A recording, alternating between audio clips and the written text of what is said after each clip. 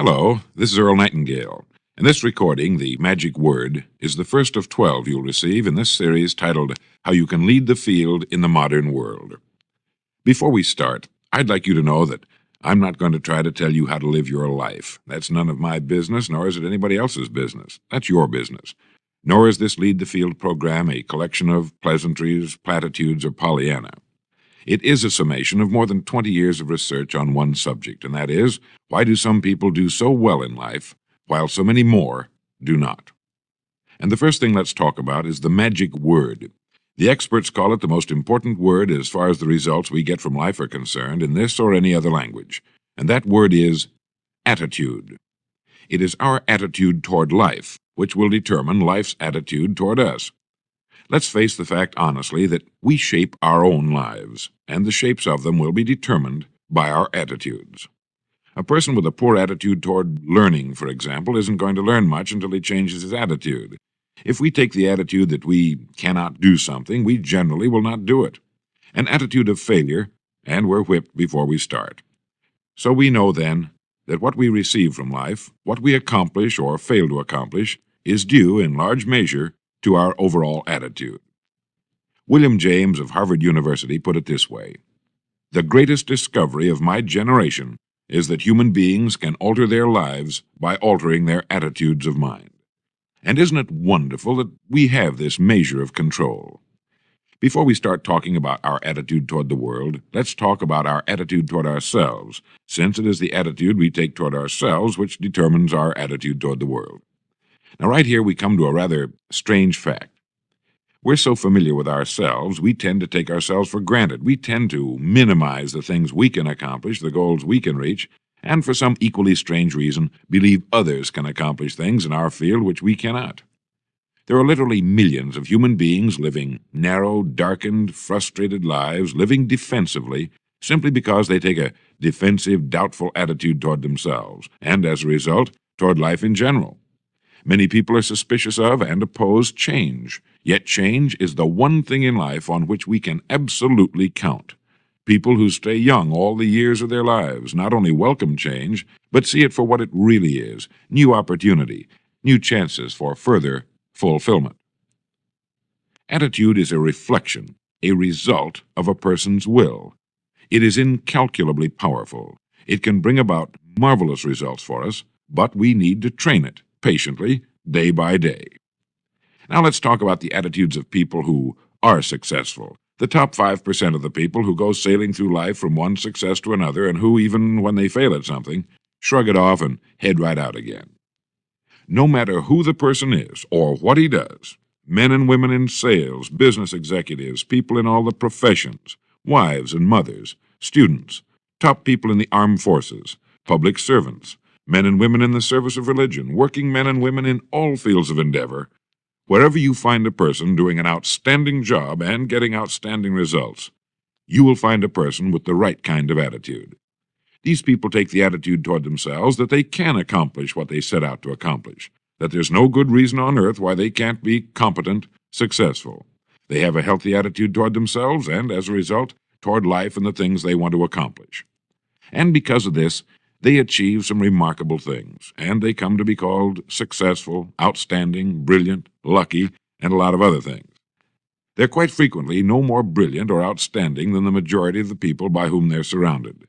But they did develop the right attitude, and they found their accomplishments not too difficult, and many times surprisingly easy, simply because it seems that so few are really trying, really believe in themselves. Successful people come in all shapes and sizes and in widely varying degrees of intelligence, background, and so on. But they all have one thing in common. They expect more good out of life than bad. They expect to succeed more than they fail. If you want something worthwhile, take the attitude that there are a lot more reasons why you can have it than there are that you cannot, and set out to earn it. Go after it, work at it, ask for it, and 9 times out of 10, you'll get it. Our environment is really a mirror of our mental attitude. If we don't like our environment, we have to change our attitude first. Now, the world plays no favorites. It's impersonal. It doesn't care whether we change or not. Adopting a good, healthy attitude toward life doesn't affect the world and the people in it nearly as much as it affects us. It would be impossible to even estimate the number of jobs which have been lost, the number of promotions missed, the number of sales not made, the number of marriages ruined by poor attitudes. But you can number in the millions the jobs which are held but hated, the marriages which are tolerated but unhappy, all because of people who are waiting for the world and others to change toward them, instead of being big enough and wise enough to at least make a test which will prove beyond any shadow of a doubt where most or at least a big part of the trouble lies.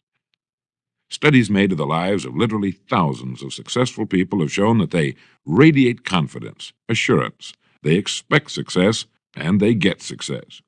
You can spot these people by the way they walk, by the way they look and act. You can feel it about them when they enter a room.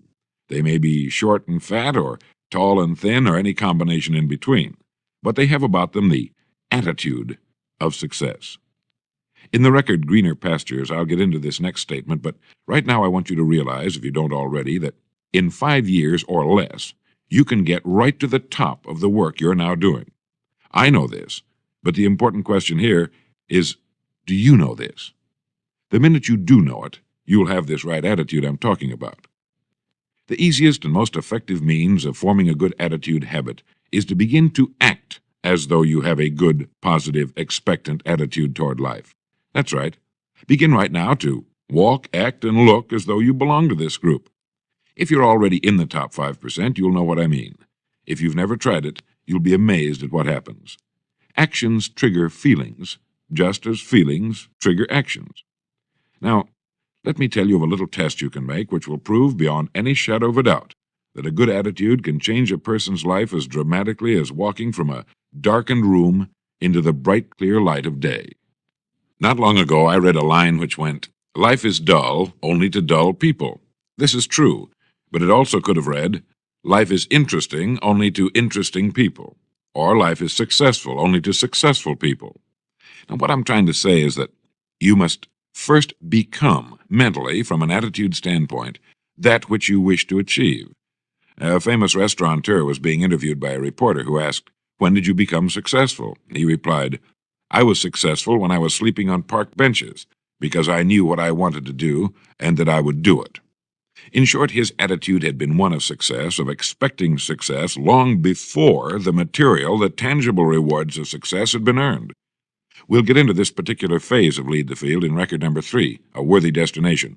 But for now, remember that a person must act, look, and because of these things, feel successful before the success he seeks can come.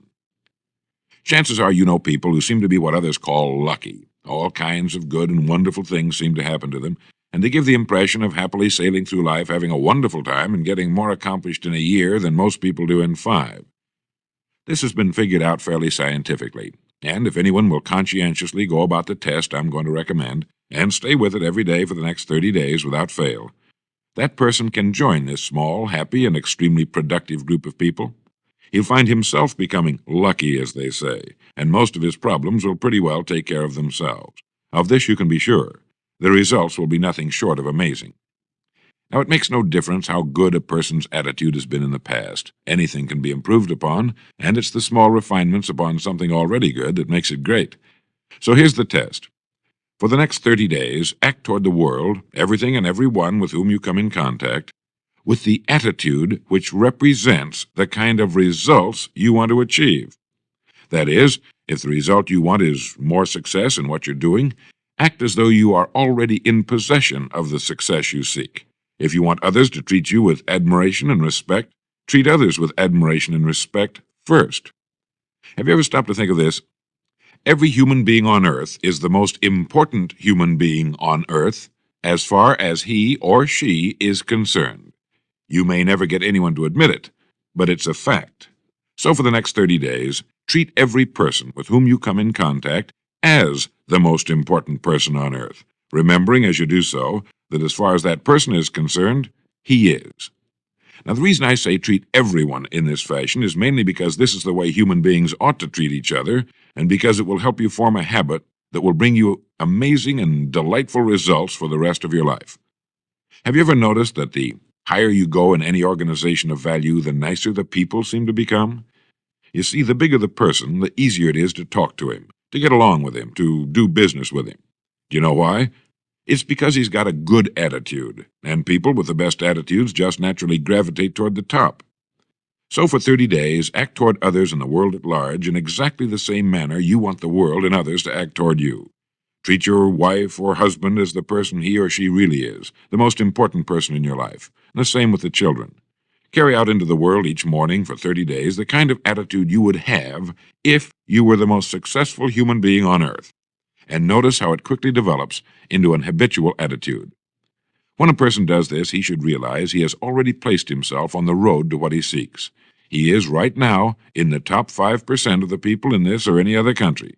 He has prepared the ground and planted the seed. He has made of himself a magnet, an embodiment of that which he seeks. Before metal can be cast into a desired shape, the mold, the expectant receptacle, must first be fashioned. Before a building can be erected, the excavation must be made and the foundation laid. And before a person can achieve the kind of life he wants, he must become that kind of individual. He must think, act, talk, walk, and conduct himself in all of his affairs as would the person he wishes to become. He is then actually that person, and the things that person would have and do will naturally come to him. Almost immediately, a change will be noticed. Irritations that used to frustrate and annoy disappear. When some less informed individual gives you a bad time, stay on the track. When someone cuts in front of you with his car or acts in any other manner that shows his ignorance and lack of courtesy, don't permit yourself to drop to his level. Pity him, for that's what he really deserves. That's the very group a person doesn't want to belong to, and if he acts like them, well, let's face it, he belongs with them. There's nothing in the world that men, women, and children want and need more than the feeling that they're important, that they're needed and respected. They will give their love, their affection, their respect, and their business to the person who fills this need. So the magic word is attitude. And in summing up, a few points to keep in mind. 1. It is our attitude at the beginning of a task which, more than anything else, will affect its successful outcome. 2. It is our attitude toward life which determines life's attitude toward us. 3. We are interdependent. It is impossible to succeed without others, and it is our attitude toward others which will determine their attitude toward us. 4.